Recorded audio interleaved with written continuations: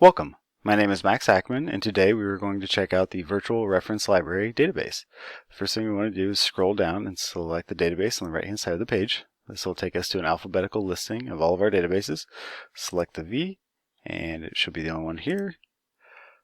I've already logged in. If you have any trouble logging in, please reach out to us through chat or email.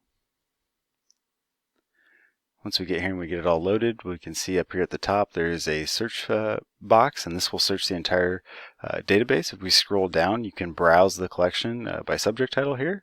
If I go into a subject title, you can see the books here listed alphabetically, and you also have the ability up here to search within the collection. So we'll go ahead and search Florida and see how the page changes here a little bit when you actually do a search.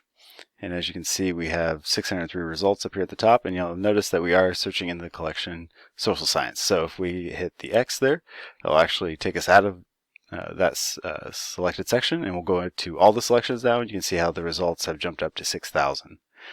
So, and you can also change it over here on the right hand side of the page as well, that you can use these limiters.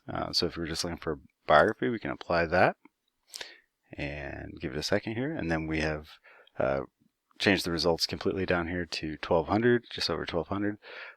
So once you do find something you're interested in, you can select the title there.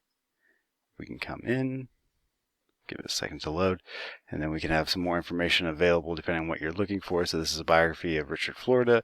So we get the editor, when it was, the date it was published, who published it, where it's coming from.